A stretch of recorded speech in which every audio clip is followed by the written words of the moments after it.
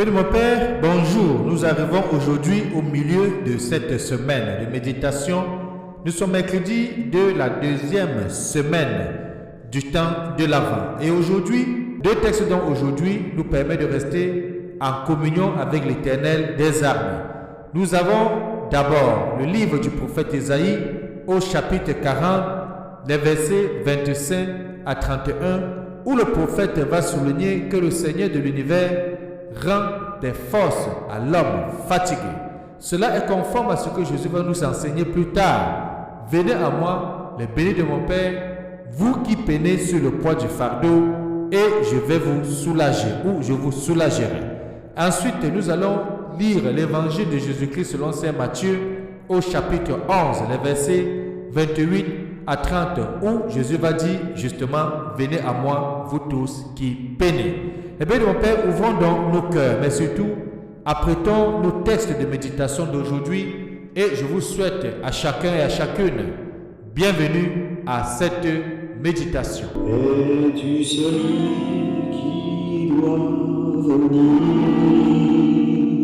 visiter nos prisons,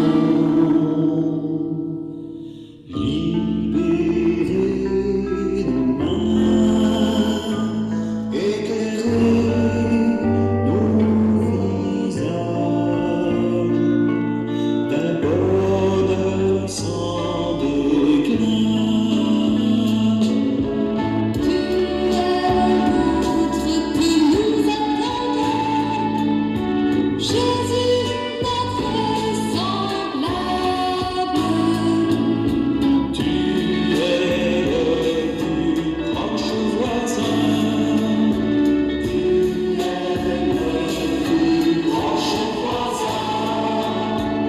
Emmanuel dans nos prisons.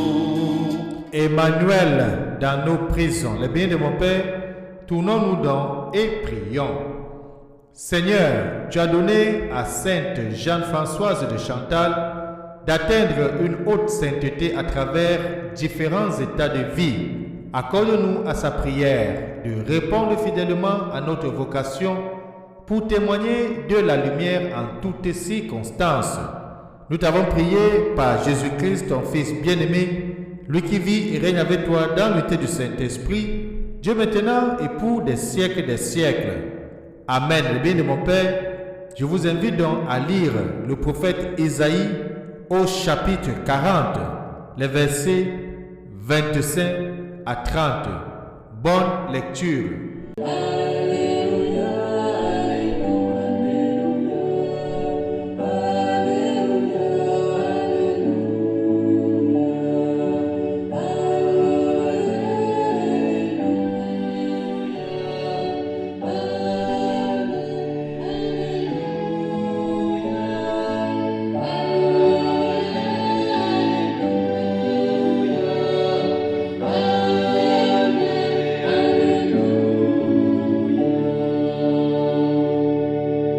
Évangile de Jésus-Christ selon saint Matthieu, au chapitre 11, les versets 28 à 30.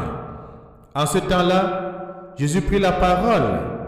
Venez à moi, vous tous qui peinez sous le poids du fardeau, et moi, je vous procurerai le repos. Prenez sur vous mon joug. Devenez mes disciples, car je suis doux et humble de cœur, et vous trouverez le repos pour votre âme. Oui, mon joug est facile à porter et mon fardeau léger. Acclamons la parole de Dieu. Louange à toi, Seigneur Jésus-Christ. Les biens de mon Père, ce qui est beau et formidable, c'est que le Seigneur souligne très bien.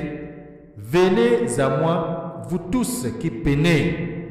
Vous tous qui peinez sur le poids du fardeau, et moi, ça dit moi, votre Seigneur, votre Rédempteur, votre Sauveur, je vous procurerai le repos. Eh bien, de mon Père, dans le monde d'aujourd'hui, certainement nous avons tous des difficultés, des vicissitudes, des problèmes, des chagrins.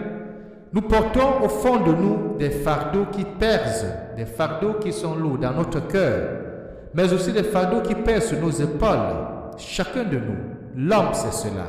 La vie dans laquelle nous trouvons a des hauts et des bas. La vie est comme dans des scies qui monte et qui descend.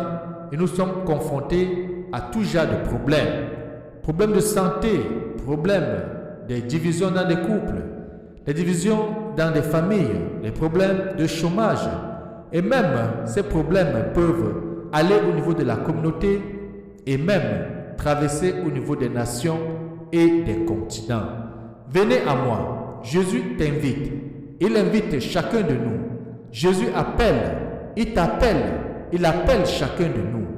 Il devance en cela l'Église qui désire et prie pour sa venue.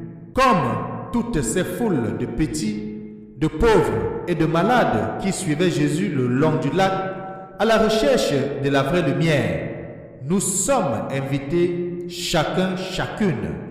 Dieu nous appelle chacun et chacune là où il se trouve. Il attend de nous révéler le lieu de notre repos, le lieu où lui-même essuiera toutes les larmes de nos yeux, le lieu de l'amour. Dieu a un cœur, le béni de mon Père. Le cœur de l'agneau, c'est un cœur doux et un cœur humble.